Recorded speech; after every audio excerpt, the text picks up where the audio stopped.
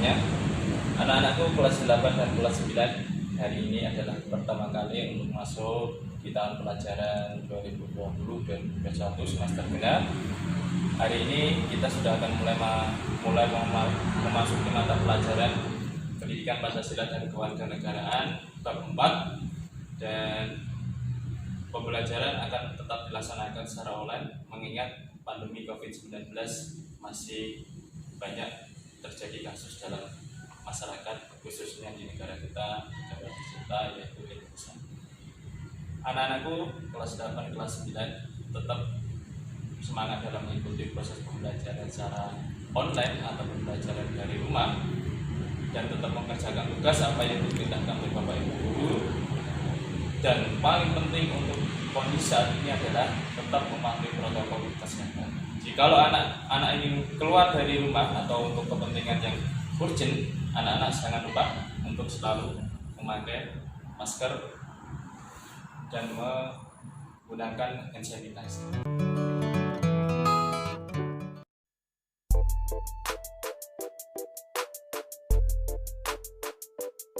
Halo, selamat datang di video rangkuman materi pendidikan kewarganegaraan.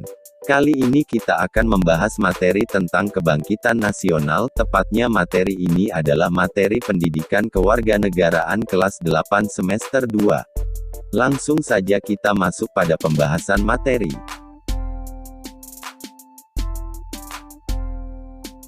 Sebelum kita membahas momentum kebangkitan nasional yaitu pada tahun 1908, dengan didirikannya organisasi Budi Utomo, terlebih dahulu kita harus memahami kondisi bangsa Indonesia sebelum tahun 1908.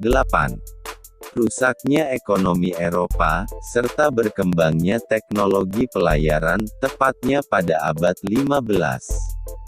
Menyebabkan negara-negara di Eropa melakukan ekspedisi untuk mencari sumber-sumber ekonomi baru ke seluruh dunia. Ternyata kemudian, bangsa Eropa tidak hanya melakukan perdagangan melainkan langsung menguasai dan menjajah negara-negara yang mereka anggap baru diketemukan. Awal dimulainya penjajahan Belanda di Indonesia dimulai sejak didirikannya Verenigde Oost-Indische Compagnie, VOC, pada tanggal 20 Maret tahun 1602.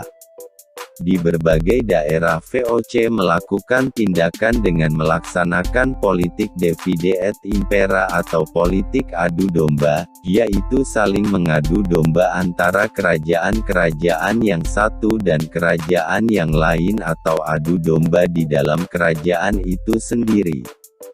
Politik adu domba makin melemahkan kerajaan-kerajaan di Indonesia dan merusak seluruh sendi kehidupan masyarakat Indonesia.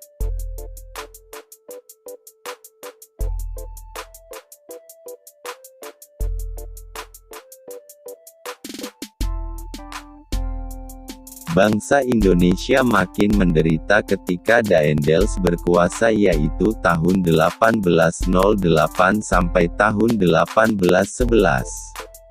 Upaya kerja paksa atau disebut juga dengan Rodi guna membangun jalan sepanjang Pulau Jawa Anyer Panarukan untuk kepentingan militer, membuat rakyat makin menderita. Penderitaan berlanjut karena Belanda kemudian menerapkan kultur stelsel atau disebut dengan tanam paksa.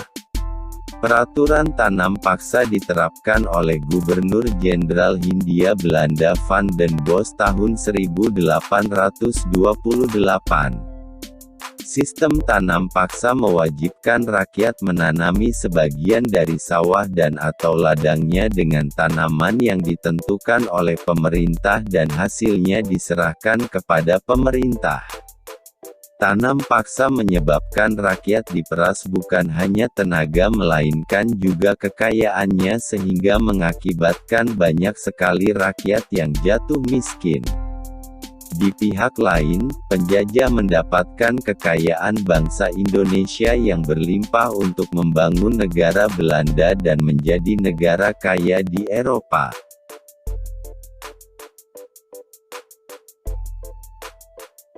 Penderitaan bangsa Indonesia menumbuhkan benih perlawanan di berbagai daerah. Perjuangan melawan penjajah dipimpin ulama atau kaum bangsawan. Beberapa tokoh yang melakukan perlawanan terhadap Belanda diantaranya adalah sebagai berikut. Sultan Ageng Tirtayasa. Sultan Ageng Tirtayasa berkuasa di Kesultanan Banten pada periode tahun 1651 sampai tahun 1683. Ia memimpin banyak perlawanan terhadap Belanda. Masa itu, VOC menerapkan perjanjian monopoli perdagangan yang merugikan Kesultanan Banten. Kemudian Sultan Ageng Tirtayasa menolak perjanjian ini dan menjadikan Banten sebagai pelabuhan terbuka. Saat itu, Sultan Ageng Tirtayasa ingin mewujudkan Banten sebagai kerajaan Islam terbesar. Di bidang ekonomi, Sultan Ageng Tirtayasa berusaha meningkatkan kesejahteraan rakyat dengan membuka sawah-sawah baru dan mengembangkan irigasi. Di bidang keagamaan, ia mengangkat Syekh Yusuf sebagai mufti kerajaan dan penasehat sultan. Ketika terjadi sengketa antara kedua putranya, Sultan Haji dan Pangeran Purbaya, Belanda ikut campur dengan cara bersekutu dengan Sultan Haji untuk menyingkirkan Sultan Ageng Tirtayasa. Saat Sultan Ageng Tirtayasa mengepung pasukan Sultan Haji di Sorosowan, Banten, Belanda membantu Sultan Haji dengan mengirim pasukan yang dipimpin oleh Kapten Tek dan Saint Martin.